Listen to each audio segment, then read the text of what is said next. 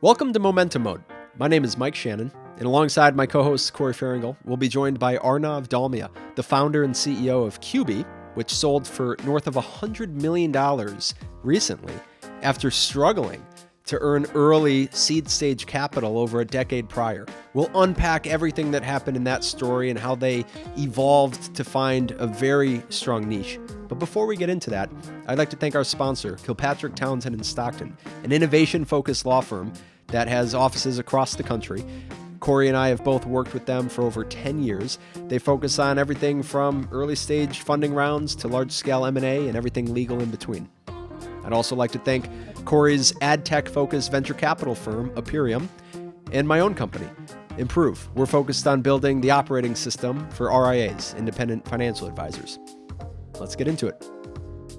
Welcome back to Momentum Mode. I'm Mike. Corey. And we've got Arnav Dalmia today with us, founder of Cubii, and another project we may or may not get into. Or maybe it's not a founder of that. You I don't know. We'll see. But Cubii is quite the story. So we were early stage founders together back in these nascent 1871 Chicago tech days. And we were kind of similar in that we real quick, just with it, 1871 is a place that startup companies went to. It's not, yes. They weren't together in 1871. But some people may not know that. Well, we were in like same kind of crew, cohort. Right? Same generation. Yes. That generation of 1871.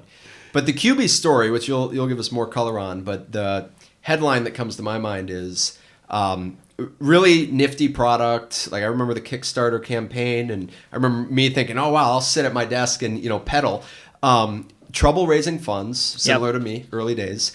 I'm just going to go ahead and fast Although forward. you guys were way more successful at us than fundraising. Right. And hope it would have been better if we didn't raise as much money. But anyways, fast forward 10 years, right? Can't raise funds or struggling to. Fast forward 10 years, sells for, it wasn't supposed to leak, but it did, north of $100 million.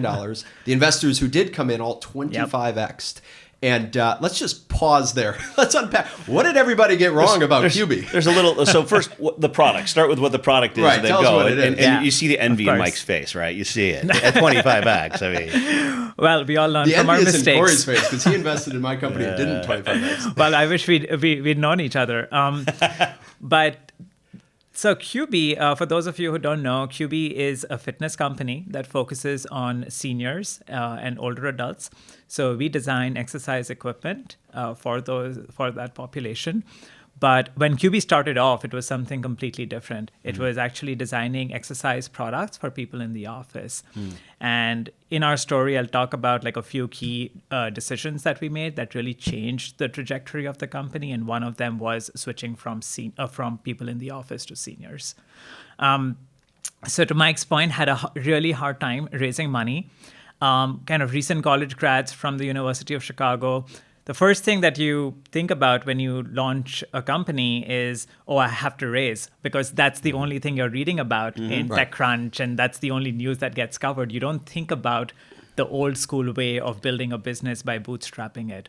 So, did you come out of a competition at Chicago? Yes, we came out of the New Venture Challenge Chicago. Very famous startup thing exactly. at Booth. Yeah, and it was the first year they had opened it up for college students. Oh, wow. It is typically designed for MBA students, but ours was the first year when they opened it up for college students. So you were the young kids, even in the competition. We were the young Came kids. in. Yeah.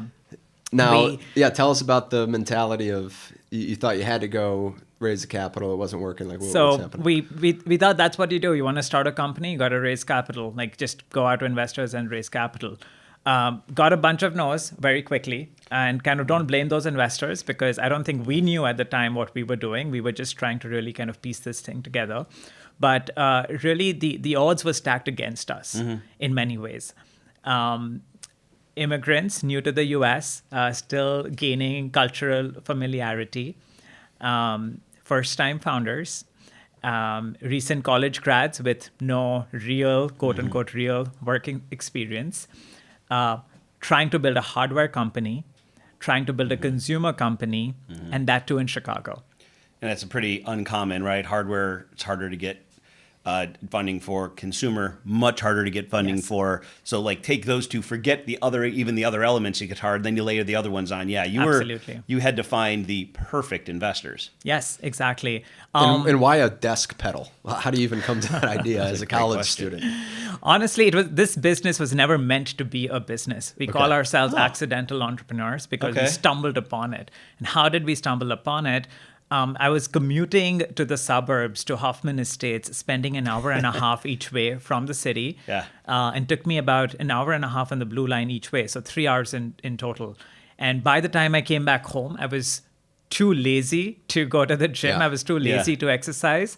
So I convinced myself that I needed to invent something that I could use to exercise at my desk. Keep myself going. So I never knew that origin story. So I just got to ask, the Blue Line, I grew up in Hoffman Estates. Where in Hoffman Estates were you taking the Blue Line to? I was working at Sears. Oh, okay, Sears campus. Got it. Yep. All so, right. Of course, Sears was going through a really interesting time at the time, and that kind of influenced the decision in some form or shape. It was time to make a change, because that's when, okay, got it. All right, so I'm going to fast forward the story a little bit.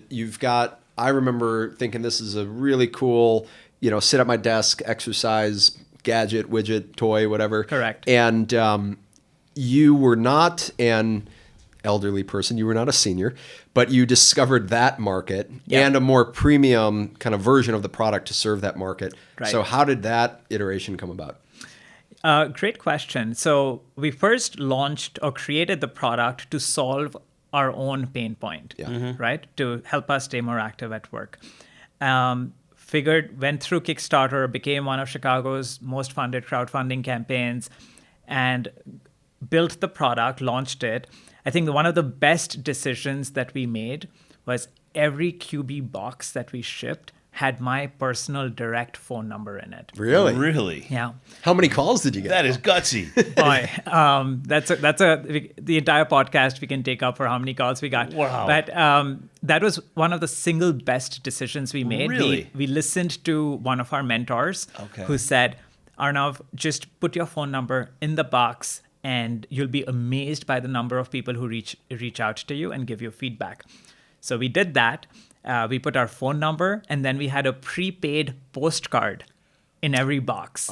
So people could actually write messages and kind of send it back to us. Okay.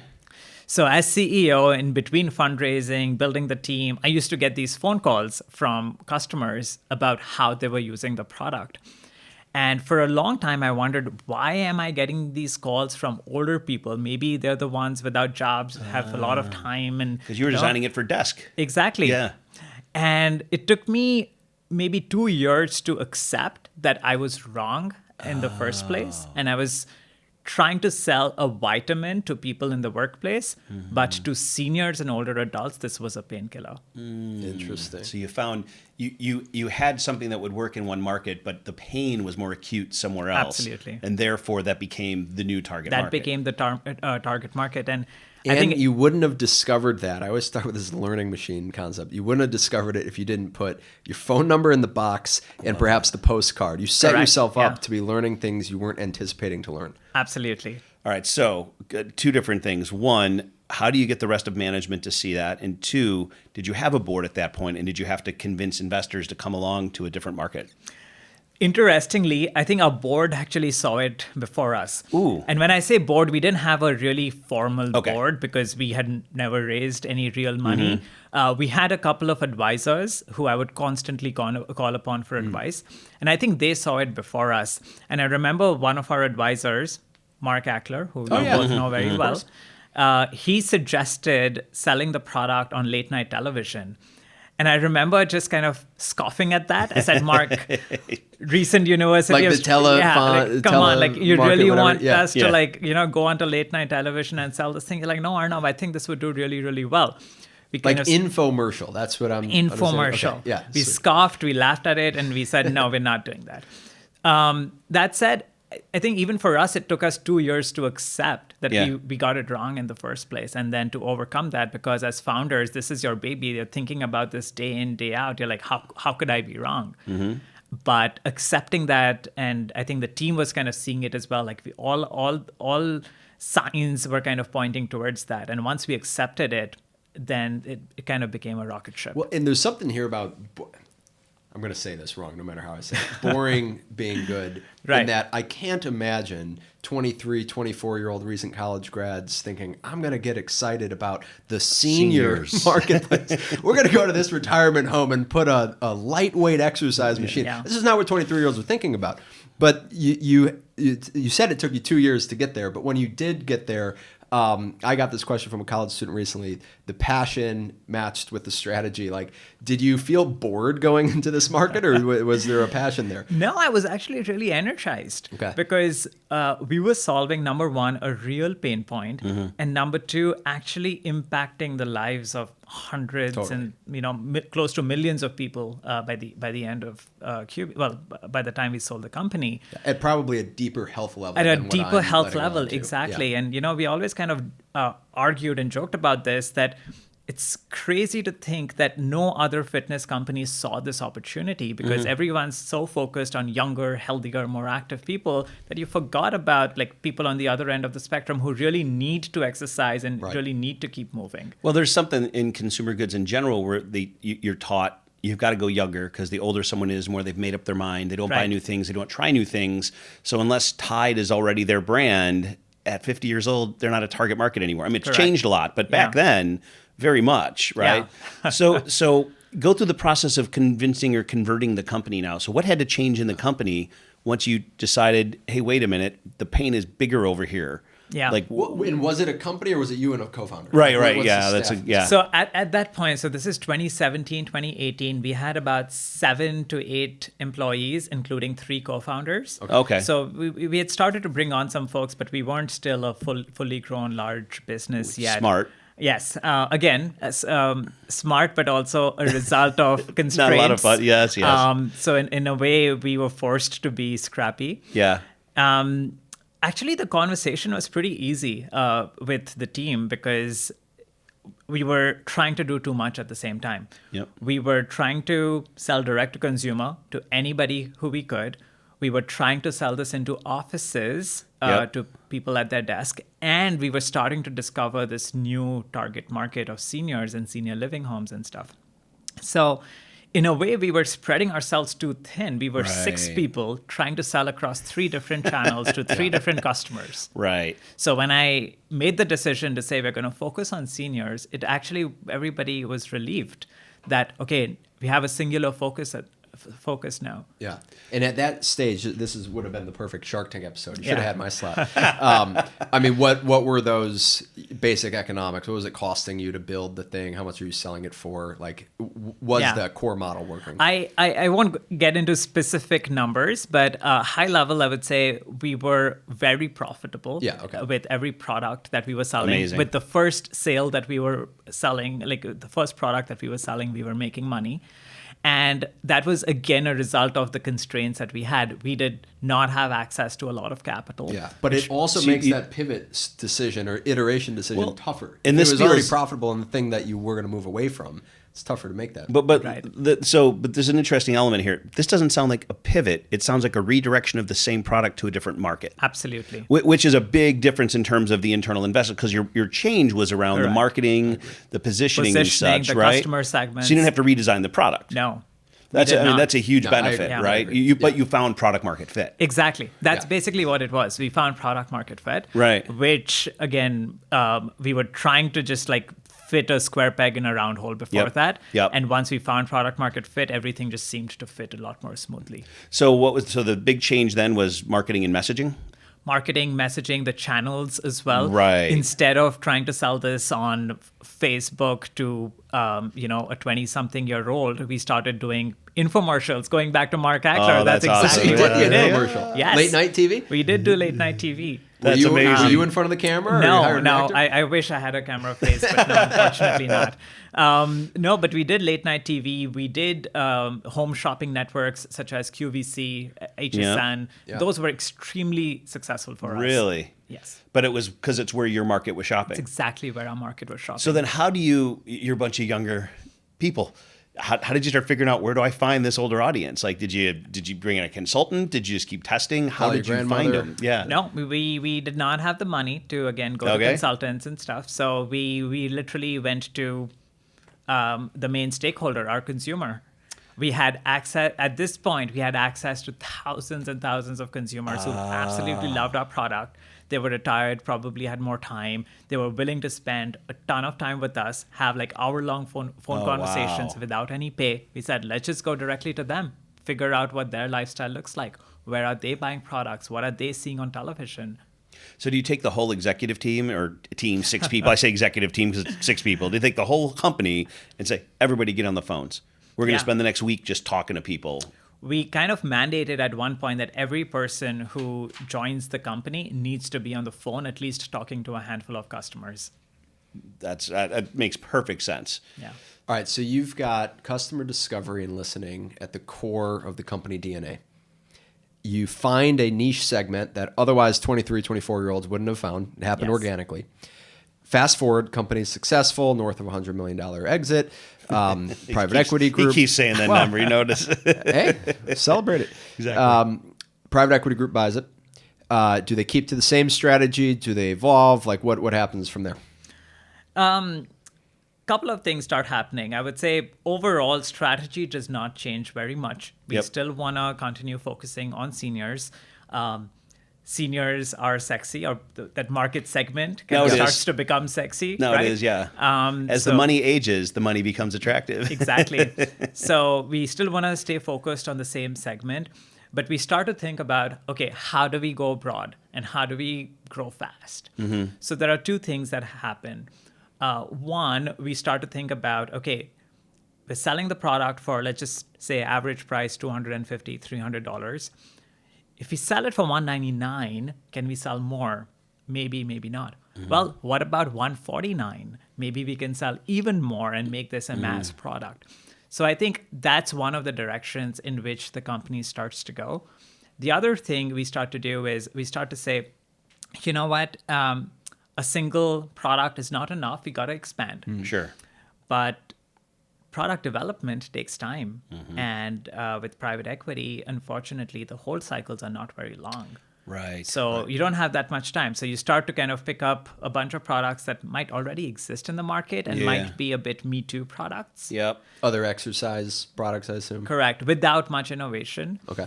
And you start to bring a lot of those kind of into the fold. So how much do you think that the premium price point was kind of tied to the brand, that watering down the price point may have hurt the brand? Yeah, it's funny because when we first launched the product, we launched at a $350 price point. Mm-hmm. Our closest competitor, if you would call them a competitor, was $89. So we were almost more than 4 times the price of our closest competition.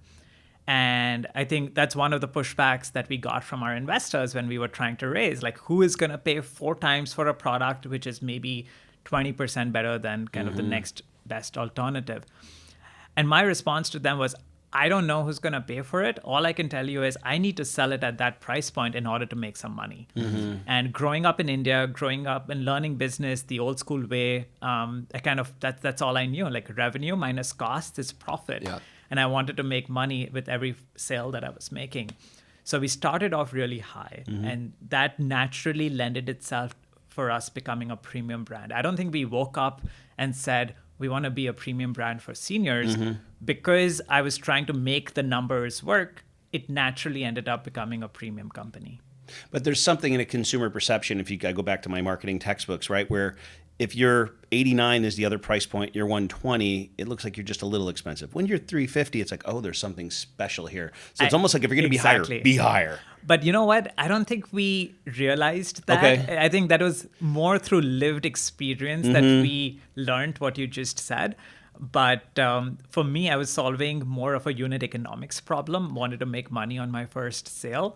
But what you said, I think that's exactly what ended up happening. People just started perceiving us as this significantly better product because the price point was not even in the same range. Mm-hmm. Did it take some time for the product to catch up to that price point? Or you had enough volume right away at that price point? You know, interestingly, we were doing about $1 million, $2 million in the first year or 2 years of the business, which now, at the time, I did not know what to make of it. Yeah. But now I'm like, we actually did pretty well, like doing $1 million, $2 million in like year 1 or year 2. I was like, that's pretty sweet. So So no, I think right off the bat, I think it really took off at the higher price point. We did not have any issues. I think when you focus on a big enough market, you're always going to find a niche to begin with, which kind of is willing to buy. And I think we found that niche. Yeah. Okay. So go through the company size. So you're 6 people early on when you figure out, hey, this is where the real pain is. How did employees grow prior to exit? How did they grow after exit? Like, what was that trajectory? Yeah, great question. So prior to exit, when we go from like 6 to like 25, and I think when we exited the business, we were maybe like 35, 40-ish people. Okay. It was very kind of laser targeted, very focused on, okay, if I am hiring somebody for, let's just say $60,000, junior person, are they going to bring at least $500,000 in incremental sales? Because if you think about a P&L statement and how kind of the waterfall works, let's just say 10% contribution to the bottom line. So the question that I always had in mind was, if I'm going to be paying this person a $60,000 salary, they need to be able to at least show me a way to generate $500,000 or $600,000 in sales. Makes a lot of sense. So I think that is the mindset that we used. And I think that mindset really served us well. So we weren't just throwing bodies at problems. We were trying to fix the problem. And when we were bringing in somebody, it was a really conscious decision. What threw us off was COVID. So COVID 2020, March, we were still about we were on track to hit about $40 million in 2020.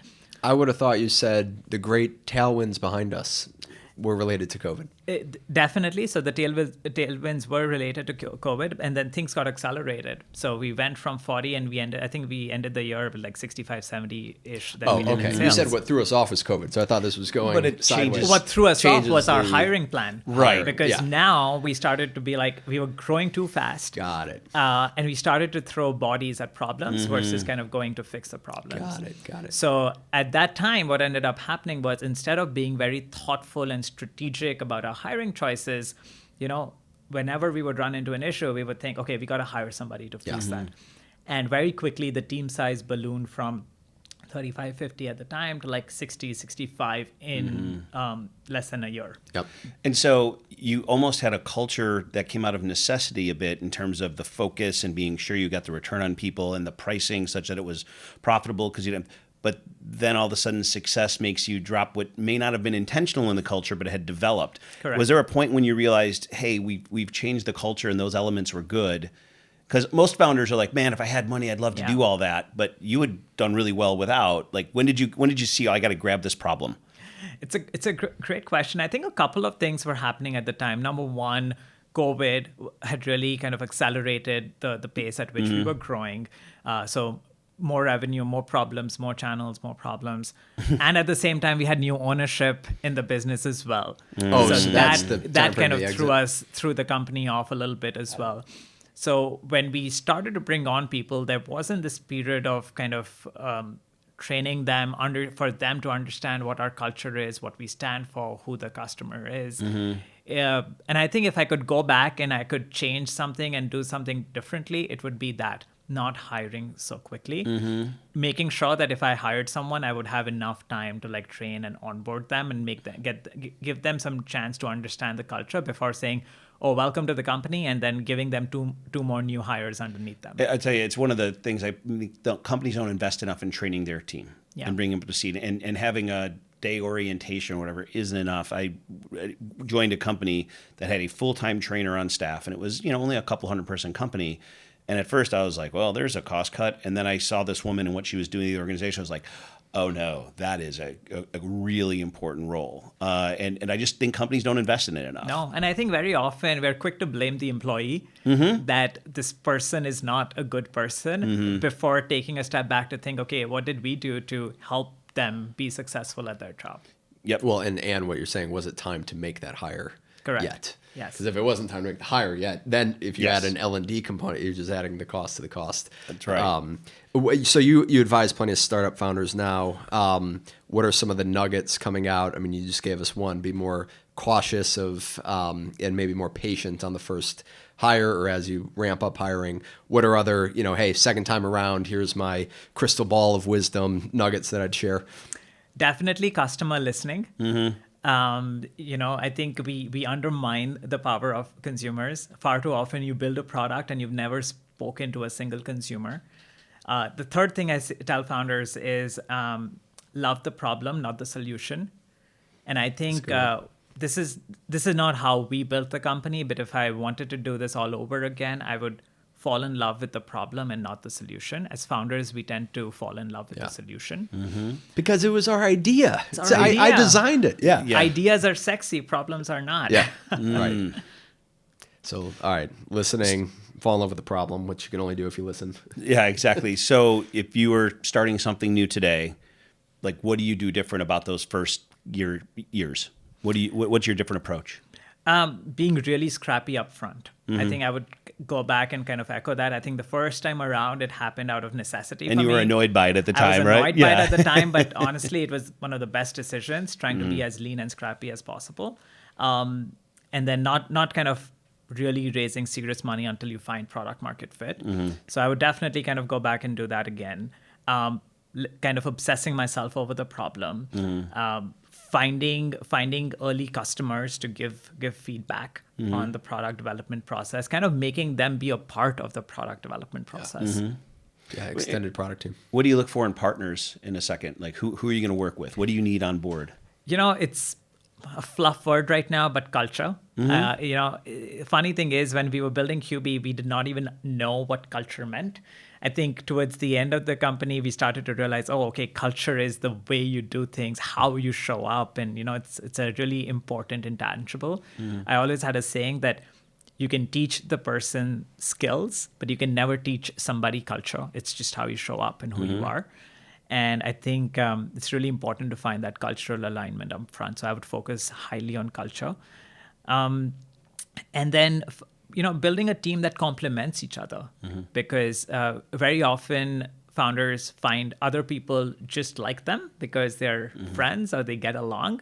I think it's important to like each other, but it's also important to bring a variety of skill sets to the table. Yeah, I think one of the problems I see in a lot of companies, to your point, it's not just that they bring in the friends, but they don't think about the skills they need. And they're like, oh, so-and-so smart enough, they'll figure it out. You're like, especially the second time around. Correct. You know what your own personal gaps are. And Absolutely. I need somebody to do A, B, and C that Right. I'm not going to love living there, right? Exactly, right. All right, I can't wrap up without asking you. You're sitting here with a sweatshirt that it looks like it has 2 different color foxes on it. Let's just understand. Is that totally random, or is there some meaning I think here? it's totally random. Okay, I got this as a birthday gift. I thought maybe this is like discreetly the new brand or something. I don't know. I wish. I'm not into clothes or fashion. I just use whatever my parents or You know my what? sister I or like my it. wife gives me. So. Yeah, so fox seems like a good metaphor for the way you built Cubii, so it's fitting. Well, that's actually an interesting piece. yeah. I'll keep that in mind.